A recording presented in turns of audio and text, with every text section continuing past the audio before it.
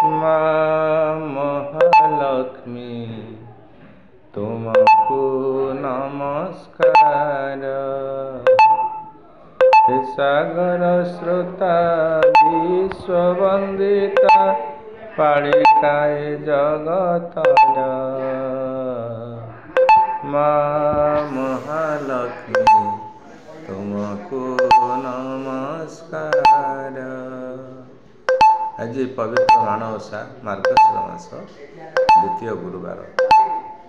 ସମସ୍ତଙ୍କ ମନରେ ମାଙ୍କୁ ପୂଜା କରିବାର ଆଶା ଆକାଂକ୍ଷା, ମାଙ୍କୁ ଭକ୍ତି ଅର୍ଘ୍ୟ ନିବେଦନ କରିବେ ତାଙ୍କର ଭକ୍ତମାନେ। ଆମେ ମହାଲକ୍ଷ୍ମୀ ପୁରାଣ ପଢ଼ୁଛନ୍ତି, ତାକୁ ଆମେ କାର୍ଯ୍ୟରେ ଲଗାଇବା। ସେ ଠାକୁର କହୁଛନ୍ତି ପୂଜା, ବାର, ତୀର୍ଥ, ବ୍ରତ ସବୁ କର, ଏହାର ମହତ୍ତ୍ୱକୁ ବୁଝି କର ଏବଂ କେଉଁ କେଉଁ ନୀତି ନିୟମ ଆକାର କରାଯାଏ ତାହାକୁ ବୁଝି ଭଲ କର, ତେବେ ତୁମେ ନିଶ୍ଚିତ ଏଥିରୁ ସୁଫଳ ପାଇବ।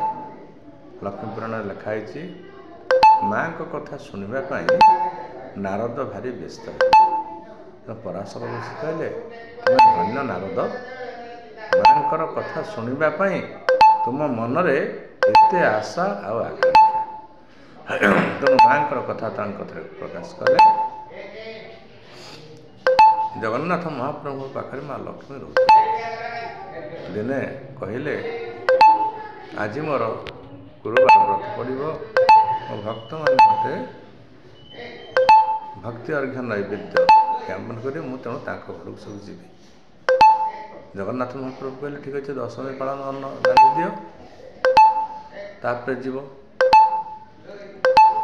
ତେଣୁ ମା କ'ଣ କଲେ, ରାନ୍ଧିକରି ଗଲେ। ବଳଭଦ୍ର ମହାପ୍ରଭୁ ଜାଣିଲେ ଯେ ମା ଲକ୍ଷ୍ମୀ ସମସ୍ତଙ୍କ ଘରେ ଯାଇ ପଶୁଛନ୍ତି।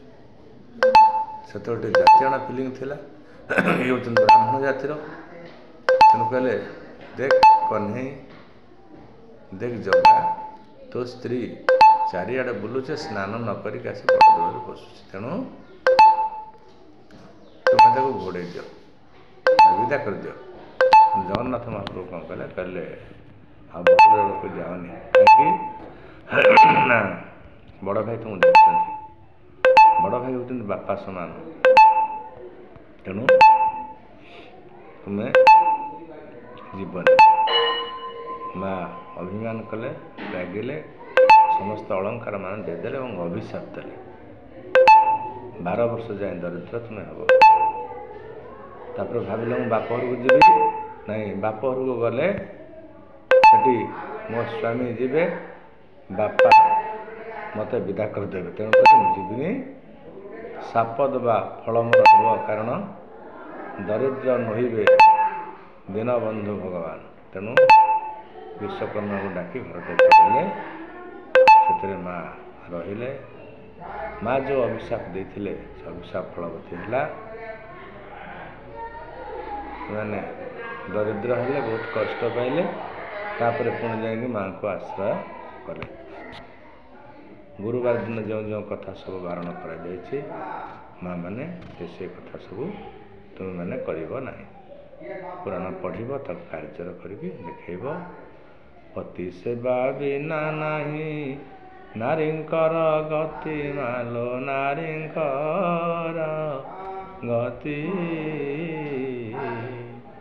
ଜପ ତପ ମାନ ସବୁ ହୁଅ ନୀତି, ପତିପ୍ରାଣା ନାରୀ କରେ ଦେବଲୋକ ଗତି। ତେଣୁ ସ୍ୱାମୀ ଦୁଃଖରେ ଦୁଃଖୀ ହେବା, ସ୍ୱାମୀ ସୁଖରେ ସୁଖୀ ହେବା, ଏଇଟା ଆମର ଧର୍ମ।